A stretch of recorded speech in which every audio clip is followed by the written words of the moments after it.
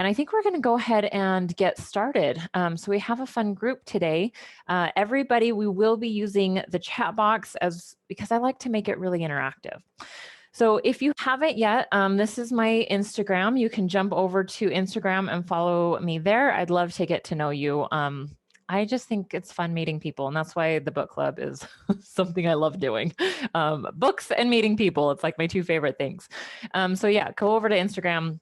You can join there. So my name's Lara Johnson. I'm a certified life coach for moms specifically, but I work with men, women, all different ages, and I love it so much. I've got 3 kids myself. My oldest, his birthday's tomorrow. He turns 10, which is double digits. That's a little crazy for me.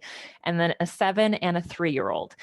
So we're like in the mix of motherhood and all of the joys of that, and it's wonderful. Now, and this is why like this book I love so much, because I remember getting to a point in my own life where I was doing specific behavior. So I'm going to read a list of these behaviors that I was doing, and I want you to tell me if any of these stand out to you or if you've done any of these behaviors before.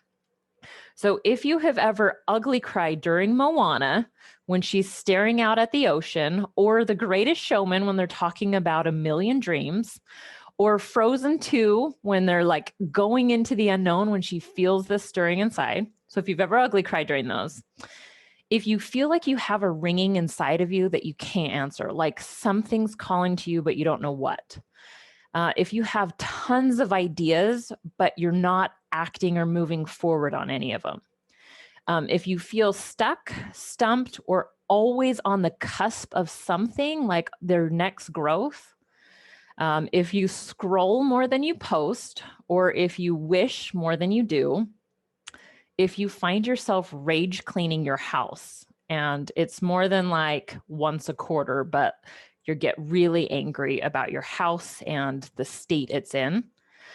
If you're constantly stressed and constantly busy, but you don't feel productive, like you're not checking things off your list regularly. If you hate setting goals because you never reach them, or you forget about them, or you are reaching your goals and you get totally burned out in the process and you forget to eat and you don't sleep. If your mind is on a different planet when you're with your loved ones, instead of like connecting one-on-one with them, your mind's like some other location. So tell me if any of those stood out to you, and if you've ever done any of those, or what you are feeling and hope to get out of this book club. So if any of those stood out to you, Frozen 2, The House, Mind and Business, yes, Linda, all of those. So if this is something that you've experienced, you are in the right place, and this is the right book for you. All of the above. Yes, Cameron. Yes, you are in the right place. That's what I really want you to see. Now, what starts to happen is that when these things start to happen, that we go to the place of more, where we think we need more motivation, we need more time management or better time management. We think we need more decluttering within our house. We think we need more vacations or breaks. Like all of these things, or we need to run away. Like if you've ever felt like you just need to run away and that's the solution, I want you to get really clear that this is what our brain is offering as the solution for that list I just read. The pain that you're experiencing right now, this is what your brain is offering. But as a mom, as a woman, these are short-term fixes, and you know that because once you do them, you feel good, but it doesn't last and it doesn't change things going forward.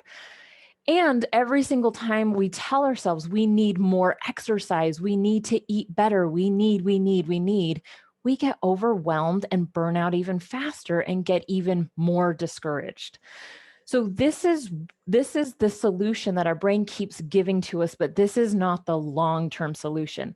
This is why I love this book so much, because it gives us what the long-term solution is. And this is why the work that like I do as a life coach is so essential. And you'll learn more about like what thought work is and all of that in the book. So I want you to get really clear that today you're going to be learning the long-term solution to all of those pains that I just read to you. So he gives us I love when authors start books out like this. Like the very first sentence, if somebody starts out with like all their accolades, I just put the book down. Like, I don't want to read.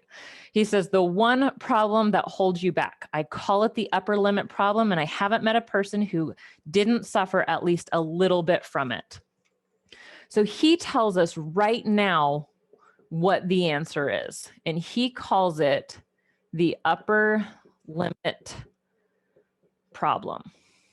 So we are going to be referring to this, or you can write it down in your notes. If you already have your notebook, fantastic. If you don't, go and grab it, because we're definitely going to be using it, or you will want to use it. Let's put it that way. All right, so he calls it your upper limit problem. And he says that if you do not know your upper limit problem, if you are not, hold on, let me just, okay.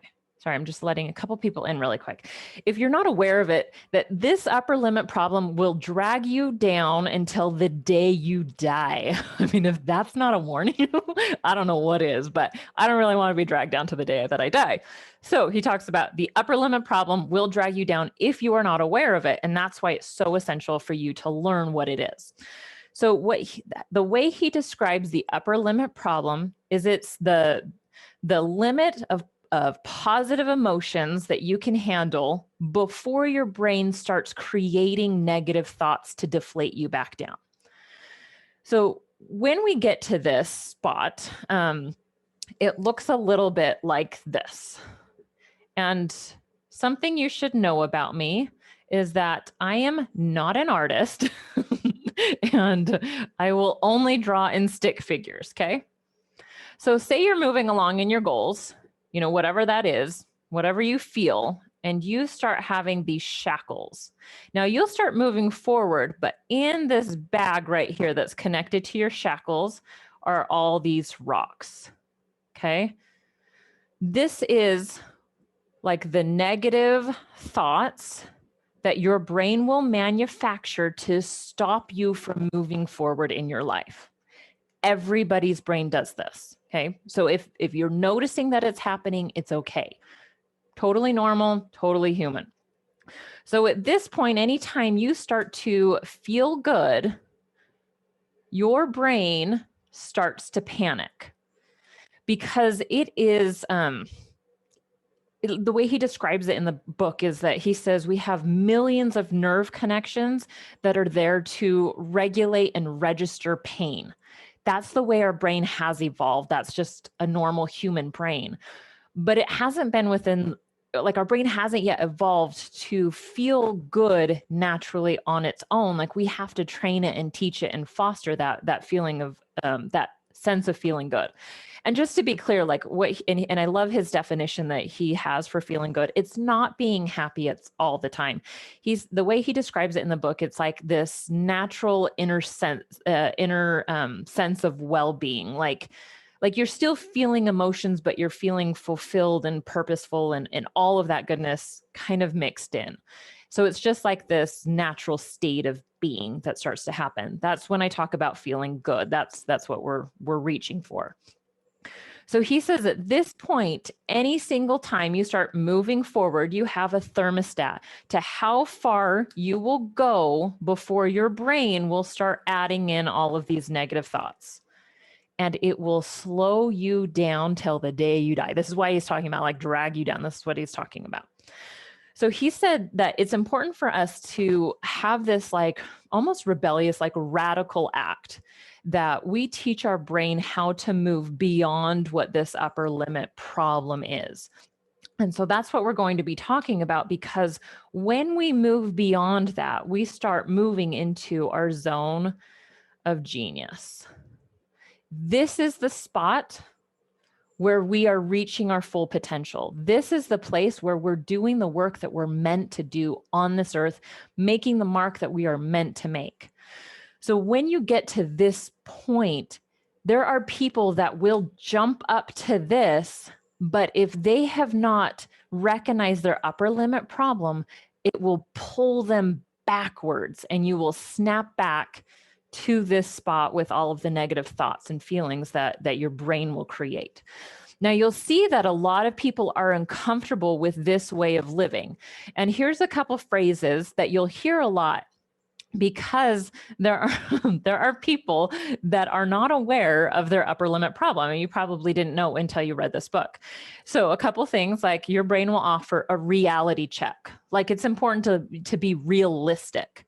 Another way that somebody will describe this is that they tell themselves that they're a realist, and they use that as like a very proud, like almost like a badge of honor. But what they're saying is that this line exists here, and they know that this line exists here, and we should stay behind that line.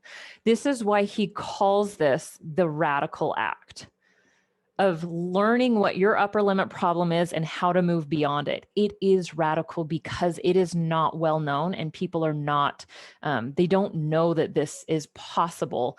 And it feels very against their nature, because it is. Our brain hasn't been programmed it. So how we have to first understand, and this is what he talks about in the book, Gay Hendricks, about how do we prepare for our big leap. So he said that there's a couple things that we have to really get clear on. And I love the questions that he uses in the book. So if you do have like the actual book, like go back and highlight, a lot of these questions. I'm going to be talking about some of them here, but just something to be aware of. Sorry, I'm trying to move that light so you can see a little bit better. So one of the first questions he says is, how am I getting in my own way? So I'm going to give you a second to ask your brain this. Now, this is the powerful thing about questions, is when you slow down long enough and ask yourself a question, it will give you an answer. Now, the first thing that will happen, and this is part of the upper limit problem, the first thing that will happen is your brain will say, I don't know. Okay, just plan on that, of course. So then you just stay with it, say, okay, I get that you don't know, but what if I did know? How am I getting in my own way? Your brain will start to open up. So I want to give you a chance. Go to your piece of paper, write this question down. How am I getting in my own way? And I'm going to give you about 30 seconds to really just sit and let your brain like stew on that and come up with something. And yes, Linda, so we're going to keep talking about that. Yes, the big leap is crossing over that upper limit problem and moving into that zone of genius. So there's some spots past the upper limit problem, and we'll talk about those. But yeah, it's the big leap is moving into that zone of genius. And in order to do that, you got to work through your upper limit problem. Okay, so go back to the question, how am I getting in my own way? And you can go over to the chat box. Oh, you're welcome, Linda. Go over to the chat box, and if you're comfortable sharing, you can tell us, how am I getting in my own way? I see this all the time in my clients. One of the clients I was coaching this morning, one of the things that she was getting in her own way was that she really had a hard time making decisions. That's a very common one. We all have a hard time making decisions. These were holding her back in her life, and all of it came from her perfectionistic desires to always get something right. And so she was just stopped making decisions because she didn't know what the right decision was. So that's some way. For me, like when I really realized this for myself, how was I getting in my own way, is I was scared of people seeing me fail. Like that was really legitimate to me. And that was so challenging to work through that. You worry too much what others think. Yes, that is such a common one. I can't tell you how many times that comes up on my coaching calls, like everyone, which is kind of like refreshing, I guess, in a way, Tish, is that everyone is worried what everyone else is thinking. And so you know that they're not really thinking about you because they're too busy worried about what people are thinking about them. So just a little side note. Okay, so when we get to this point, there's a couple things that really start to stand out, is that doubt will start to come up, that we doubt our capabilities. We doubt the possibility that it's possible for us to live in our zone of genius. Now, there is no belief, please. There is no upside to doubting yourself. Just be clear on that. We think it's going to help us, when in reality, that is where we always get blocked in that upper limit problem, that wall that we hit. So doubt is a big way that we get into our own mind. Another one is fear. Now, fear will always show up for us, and that's the whole theme of the book is how to overcome our hidden fears. But what I love is what he said is that most of the time when you really work with your fear and get down to it, that we all have a fear of owning our full potential. Now, most of the time, the surface level things like what will people think of me, this fear of failure, like all of that will exist there. But if you give your brain a chance to really stay with that, what you'll typically find is that there's a fear of owning your full potential and it not being good enough at that point. Yes, fear of success, it is a real thing, having this fear of success.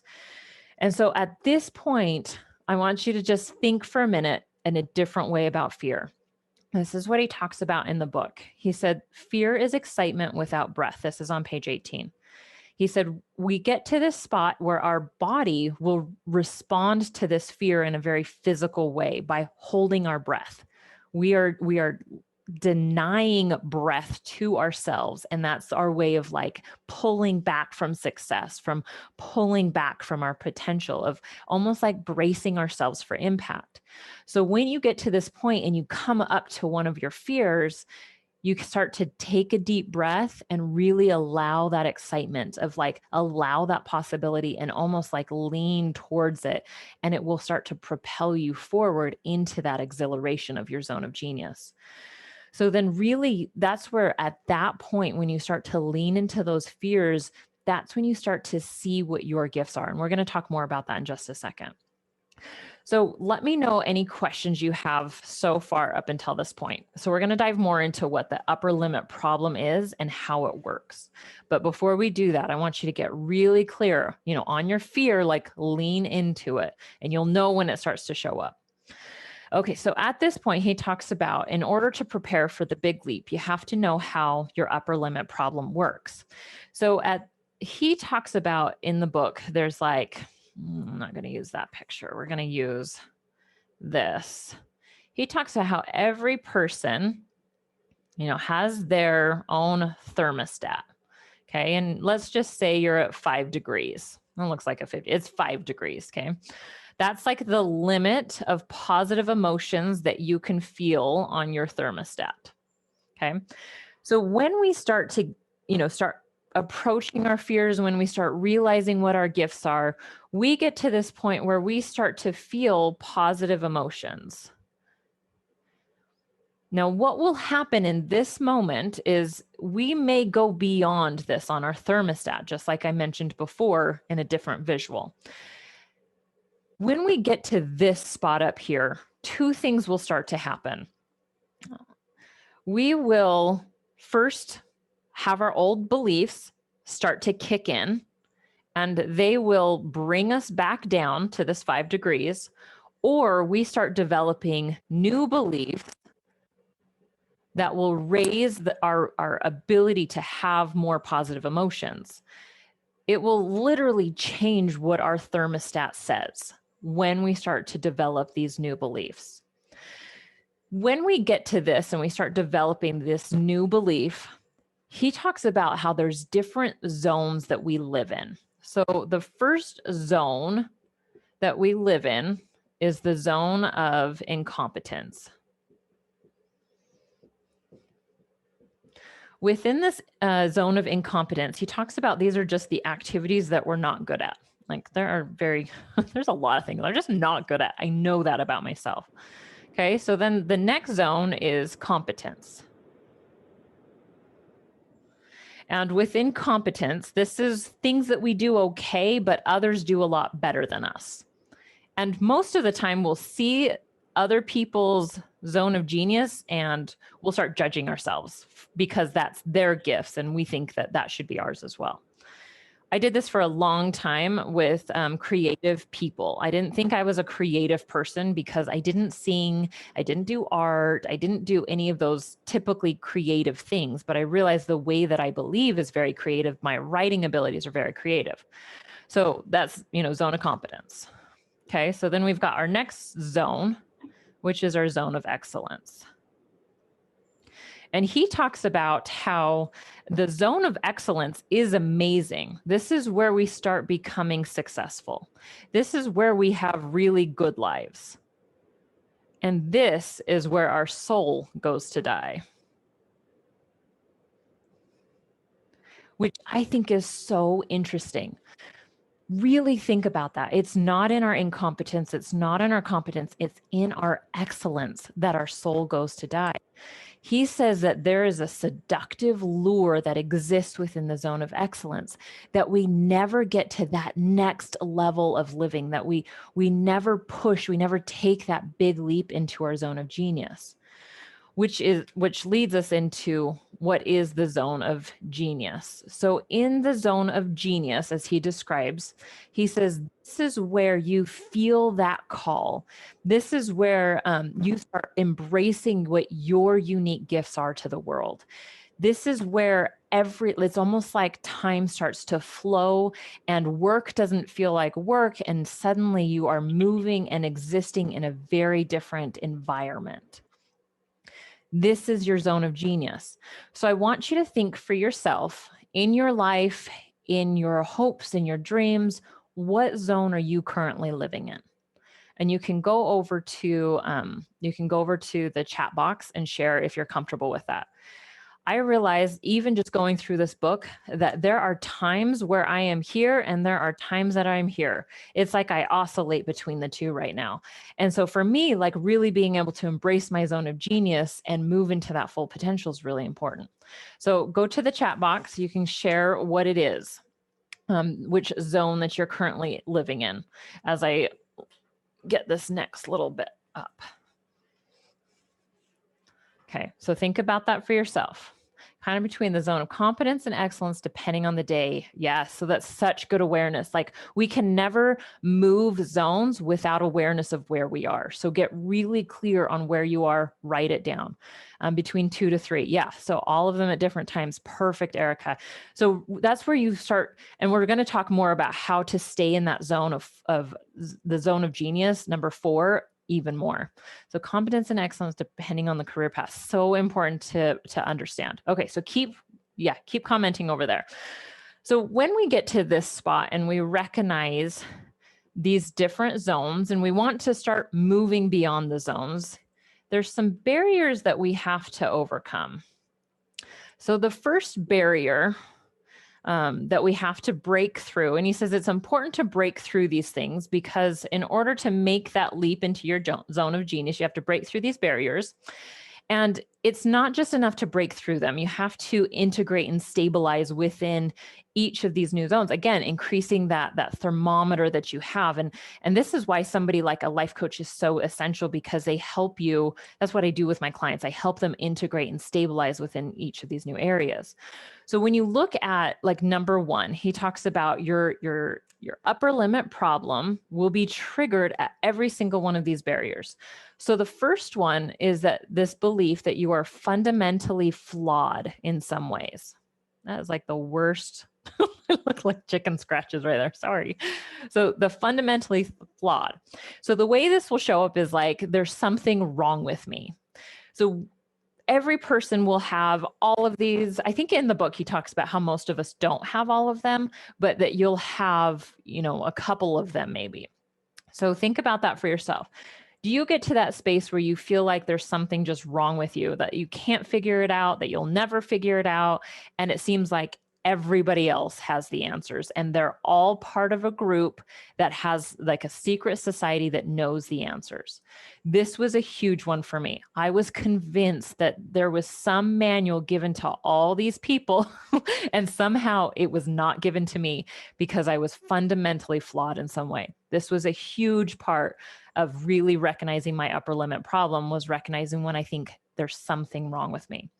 So if one of these stands out to you, you can go over to the chat box and comment over there and share with us like how this shows up for you, because we can all learn from each other.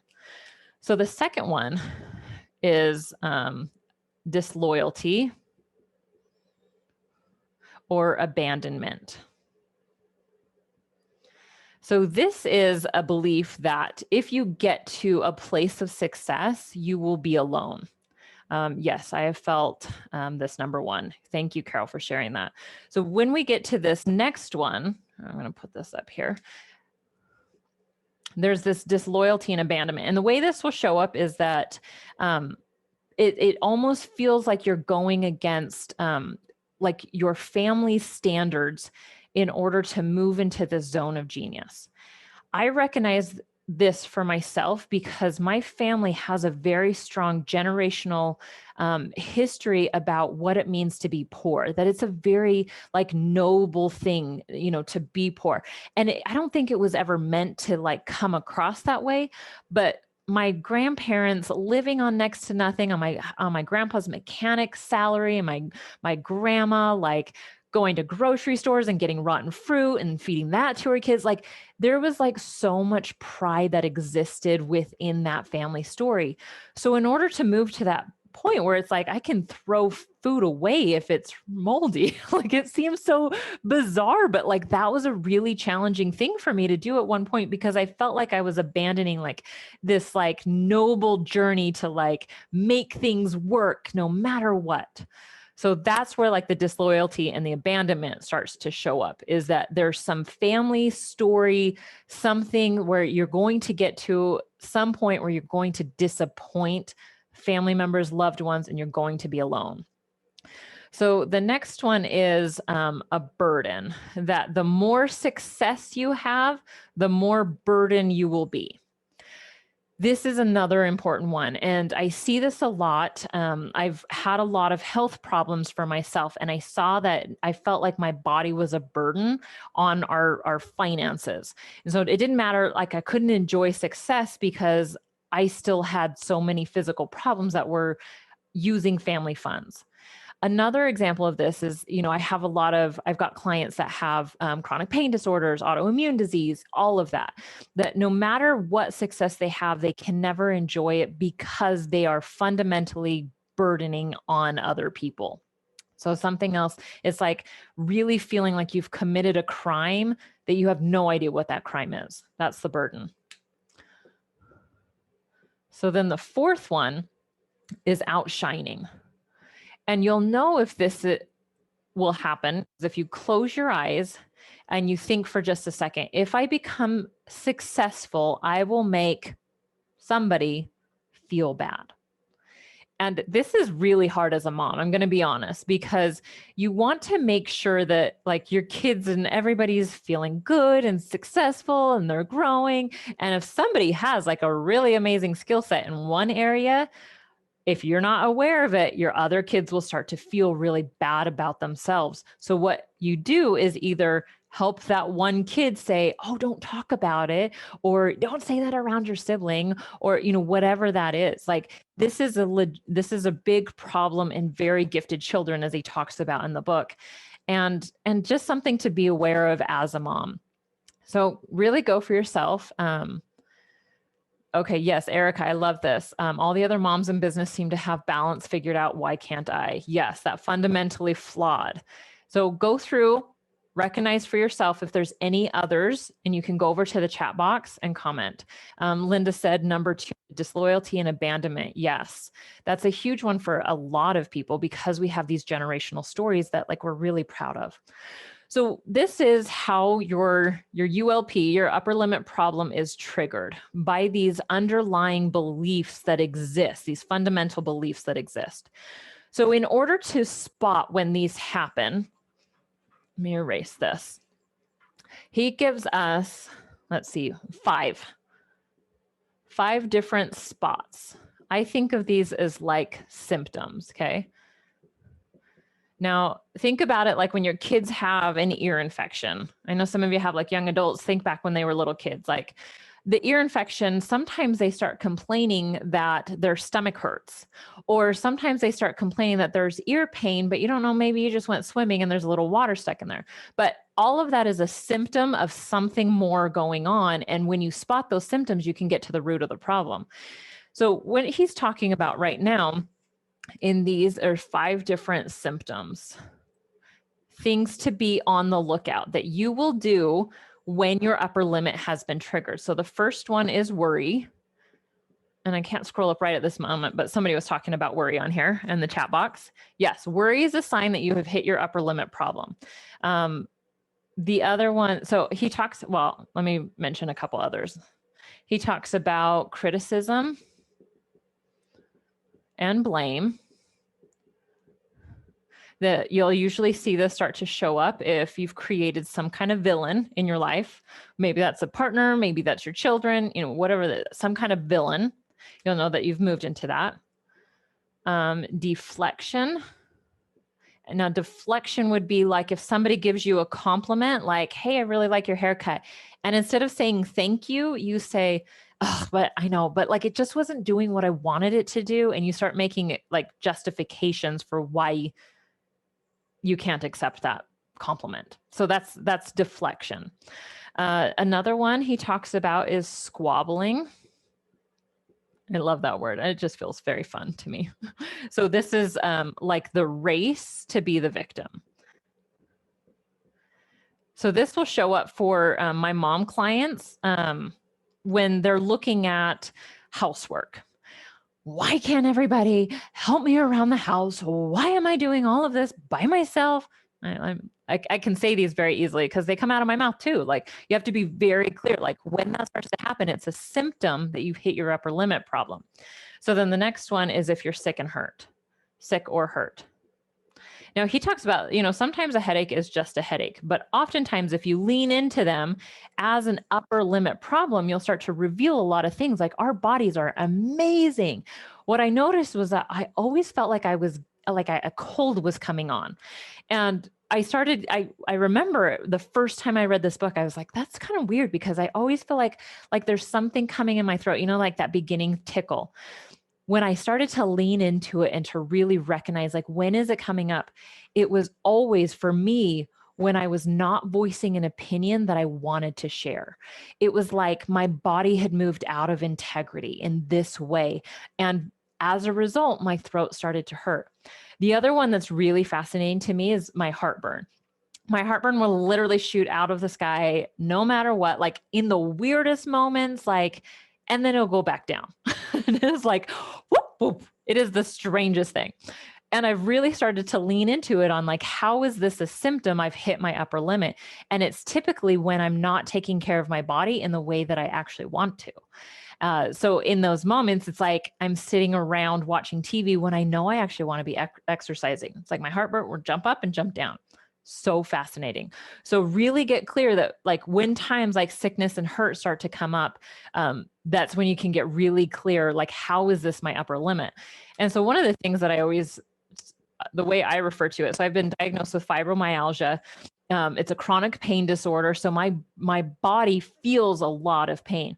But when I use that, and he talks about this in the book, and it's the first place I ever learned it. When we use this as a way to spot our upper limit problem, I can use my body to see where is my next area of growth. Okay, I'm feeling like a lot of pain in my hands. It's like because I've been clenching my hands so much because I'm afraid of my next step of growth. So I call it my talking body. And we can start to use our body to our benefit to help show us what's happening in our mind.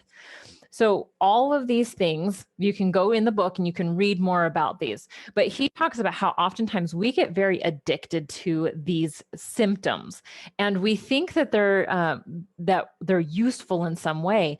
Now, if you're not progressing forward, if it's not producing a different result for you, then it's an upper limit problem. If you get to this spot and you recognize this is an upper limit problem, that's your first step of your growth in breaking through to your big leap. So we're going to talk about like how you move beyond these. So what he talks about is the very first thing is you have to commit to yourself. If you don't believe it's possible for you, you will never move to your zone of genius, excuse me. You will never move to your zone of genius unless you commit to it. I want you to really let that sink in, because that will change everything for you. If you do not commit to yourself of looking for these symptoms, if you do not commit to yourself of breaking through every single one of those barriers, you will never move to your zone of genius. but it all starts with 1, committing to yourself, and 2, believing it's possible for you. That's it. That's like, that is how you break through. So he talks about in the book, when you get to this spot, that first step is that commitment. And I love what he says. It's so simple. And our brain will tell us it's not enough. There must be more to it. But no, it is actually this simple. So he talks about the first is to say it out loud. So I want you, if you're in a spot where you can, I want you just to say out loud, I commit to living in my zone of genius. If you're not in a space where you can do that, write it down on a piece of paper. Think it in your mind. Do something. Write it on a sticky note, stick it into your bathroom. Say it out loud. I commit to living in my zone of genius. So I want you to stay for just a second. Really feel that within your body. Again, our body is amazing. It can talk to us. Allow that excitement and that energy to be felt in your body. So then the next thing is you'll notice doubts, and you'll notice your mind wander.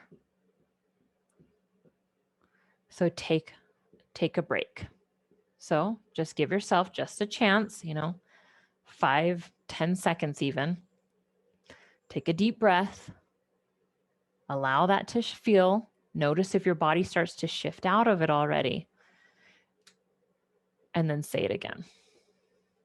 I commit to live in my zone of genius.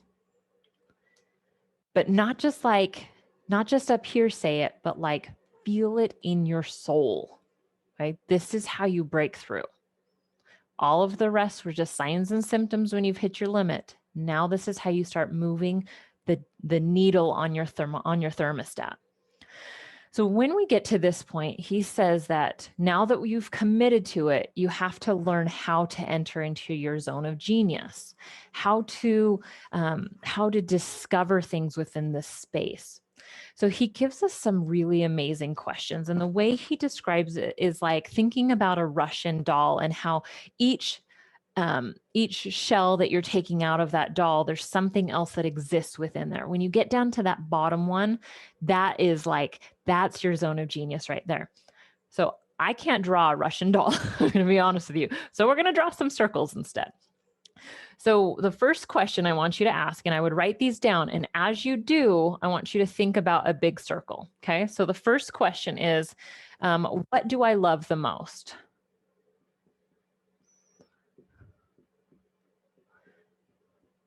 Now, for me, when I asked myself that, it was very clear. I love being with people. I also love being by myself, but I feel really energized when I'm around other people.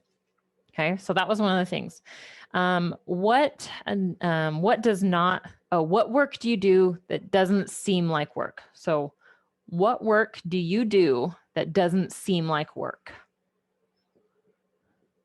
So, or it doesn't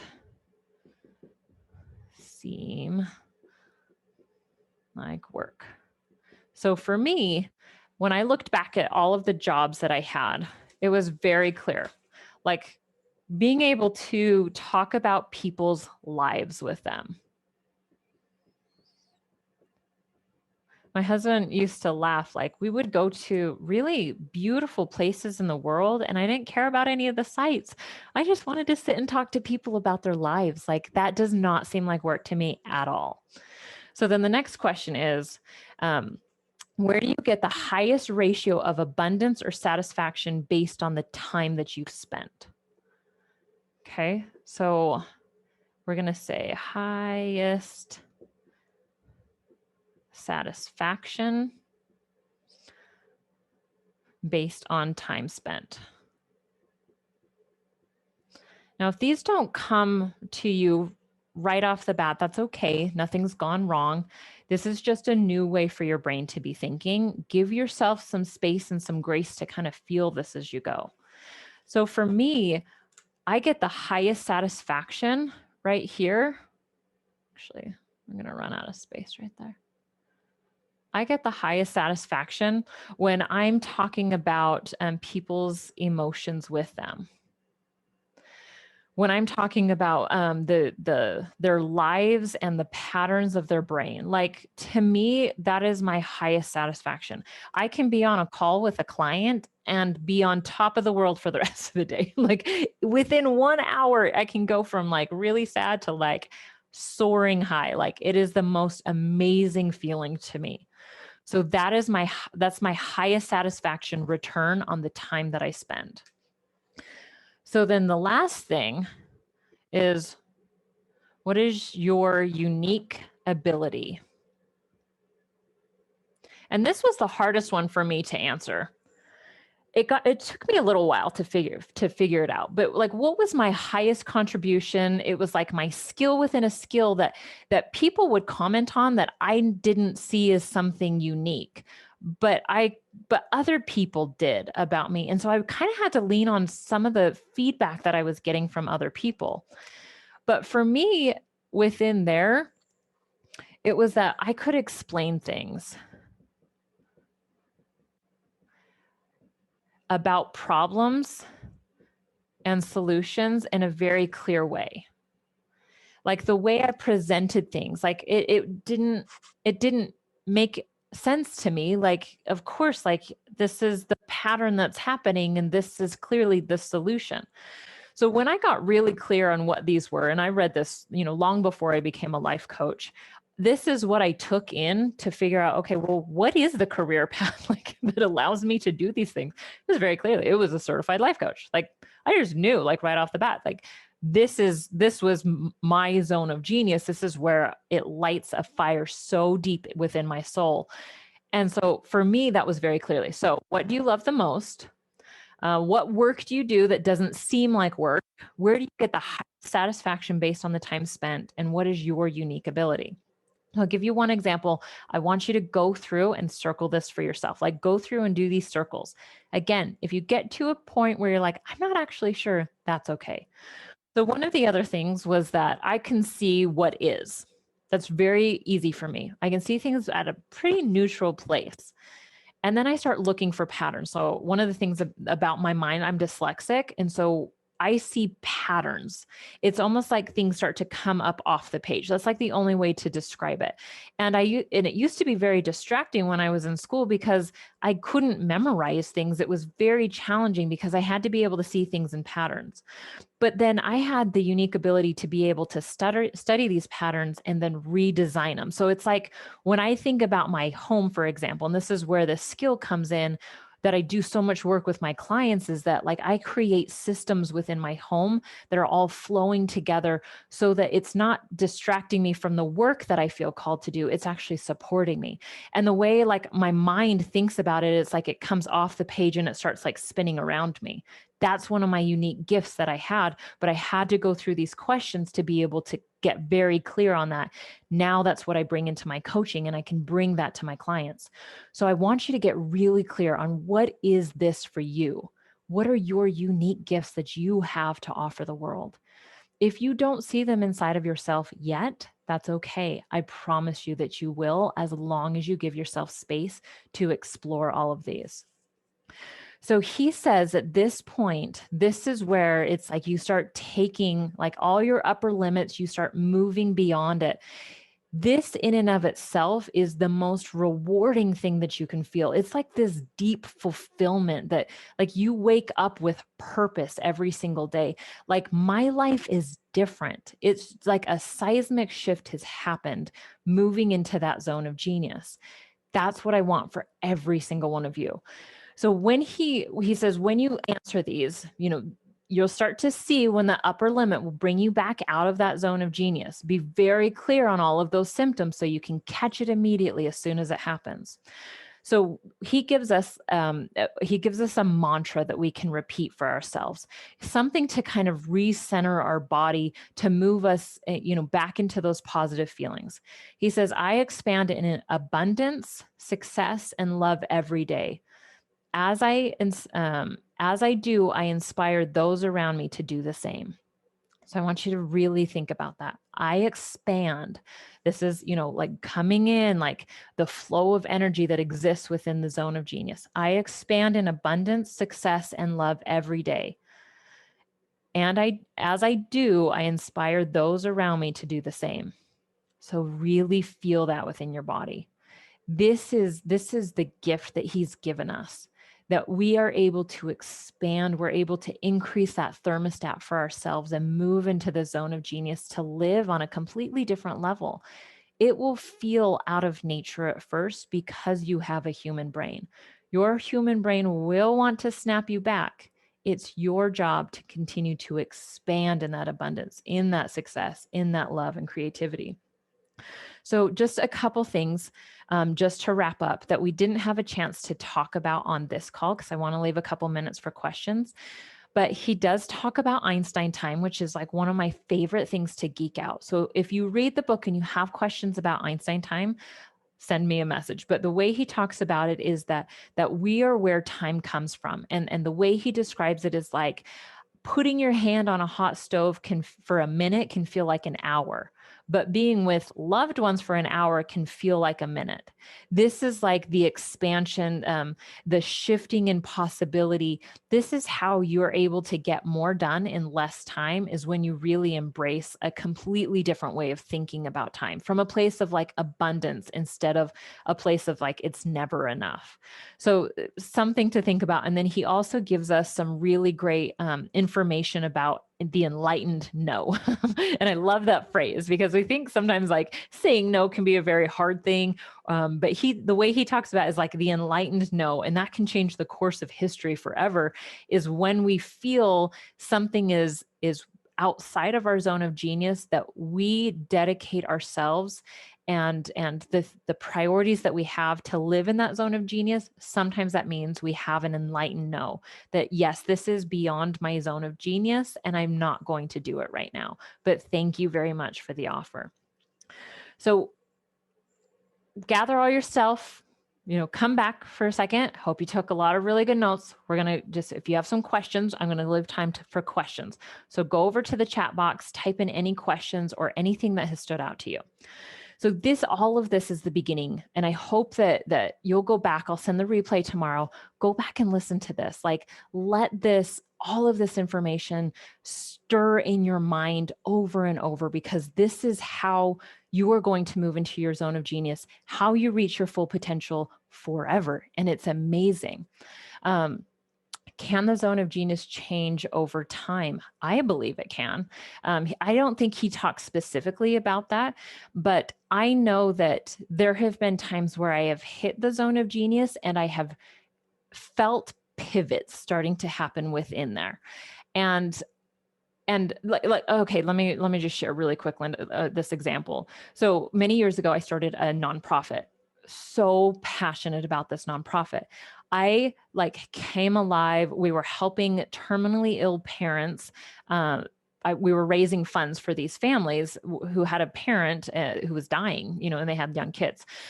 So I felt really alive. I felt like this was within my zone of genius, but I got to the point where I knew it wasn't my stopping point. And I knew that there was some other mark I was meant to leave on this world. And that's actually about the same time that I found the book, The Big Leap. And I was able to just shift and pivot just a little bit. I think the foundation that I had was a precursor to my next steps. So I never saw it as like, I should have kept going with it. I failed at it. I quit at it. None of that. It was that this was all preparatory for my next steps. So that's where, Linda, as you're thinking about your zone of genius, like if it's changing and evolving, how has everything up until this point prepared you for this next evolution of your zone of genius? So something to consider. So I truly do believe, as he mentioned in the book, that the way to move into this and to stay there is that integration, that is that stabilization. And that is what I do offer my clients, is that we figure out what this zone of genius is. We discover that together. And I walk you through the exact steps to break through those barriers, to stay in this new place for good. So if that is something that you're ready for, if you're ready to wake up feeling that fulfillment, if you're ready to stop crying when you watch Moana, but cry out of joy instead of like this deep like pain that you're not answering. If you're ready to be more present with your loved ones, to show up every single day, if you're ready to reach your goals like with ease and to start setting them and reach this new level of growth, reach out to me, please. I do a free consultation. We can get on the call, and in that moment, you're going to get very clear on what your upper limit is, what your symptoms are, and what your zone of genius is, and how